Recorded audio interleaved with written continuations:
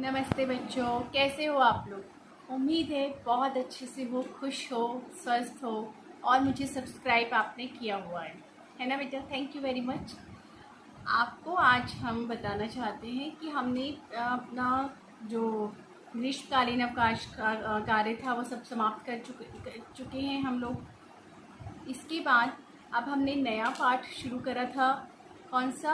हरी हरी धूप पर, अटल बिहारी वाजपेयी जी जिसके रचयिता हैं। ये सबको समझ आ गया। हमने सभी इसका कार्य जो है लिखित कार्य कॉपी में कर लिया है।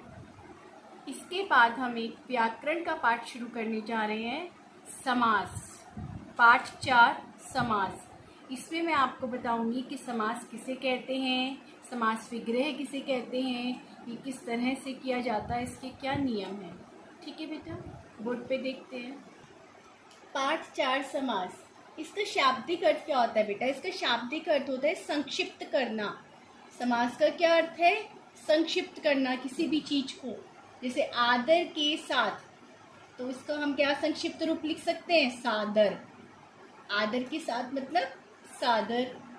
अब ये समस्त पद किसको कहते हैं?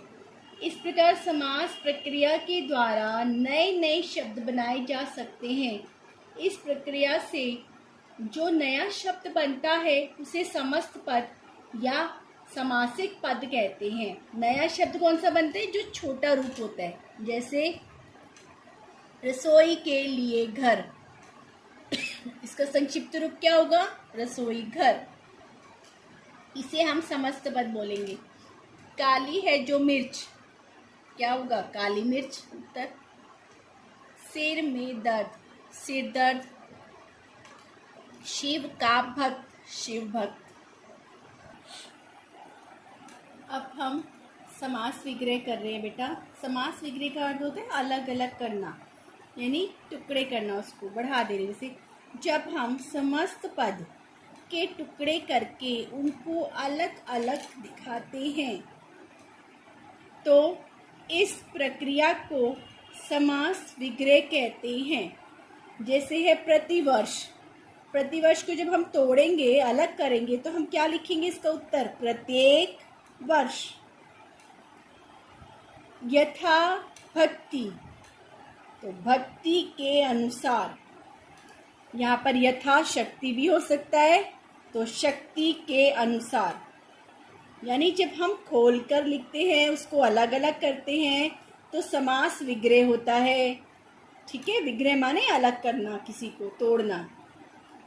और जब हम जोड़कर लिखते हैं, संक्षिप्त रूप लिखते हैं, तो उसे हम समस्त पद कहते हैं, यानी समास करना उसका। समास का अर्थ ही होता है बेटा छोटा करके लिखना, संक्षिप्त रूप में लिखना। समास का शाब्दिक अर्थ होता है छोटा या फिर संक्षिप्त रूप।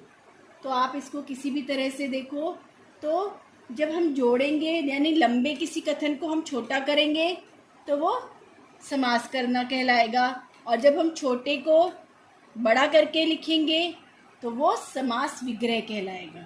ठीक है बेटा, अपनी किताब में देखते हैं बेटा हम एग्जाम्पल थोड़े से उदाहरण के तौर पे। देखो, ये है समस्त पद। समस्त पद मतलब छोटे छोटे शब्दों को समास विग्रह खोल कर लिखना उसको। जैसे प्रतिवर्ष, प्रत्येक वर्ष। आजीवन, आजीवन का क्या अर्थ होता है? जीवन भर, है ना। जीवन भर कई बार क्या होता है अर्थ भी लिखा होता है, मतलब एक तरह से हम उसको खोल के जब अर्थ लिखते हैं तो वही समास विग्रह कहला लेता है। जैसे आजीवन का अर्थ होता है जीवन भर, तो ये इसका विग्रह भी हो गया। बीचों बीच, बीचों बीच का क्या विग्रह होगा? बिल्कुल बीच में। तो अगर आपको विग्रह नहीं आता, आपको इसका अर्थ पता है, तो बिल्कुल बीच में आपने लिख दिया, वही विग्रह हो गया इसका। अनजाने, अनजाने का क्या अर्थ होता है? बिना जाने, तो ये इसका अर्थ भी हो गया और ये इसका विग्रह भी हो गया। यानी अर्थ मतलब होते हैं उसको खोल के बताना, किसी चीज को समझाना ठीक से। तो यहाँ पर छोटे एक शब्द में अनजाने को हमने बता दिया बिना जाने, यानी दो शब्दों का प्रयोग करके हमने उसका अर्थ बता दिया। ये समास विग्रह है। यथा भक्ति, भक्ति के अनुसार, मैंने अभी बोर्ड पर भी बताया था आपको। सादर, सादर एक छोटा सा शब्द है लेकिन इसका अर्थ क्या है? आदर के साथ, तो यही इसका विग्रह हो गया बेटा। जैसे मैंने आपको बताया कि समास विग्रह में हम शब्दों को खोलकर अलग अलग करके लिखते हैं और समस्त पद में हम संक्षिप्त रूप में लिखते हैं। इसके आगे का जो अभ्यास कार्य है और आगे के जो इसके भेद हैं बेटा वो मैं अगले वीडियो में कराऊंगी। अभी आप इसको समझिएगा। धन्यवाद।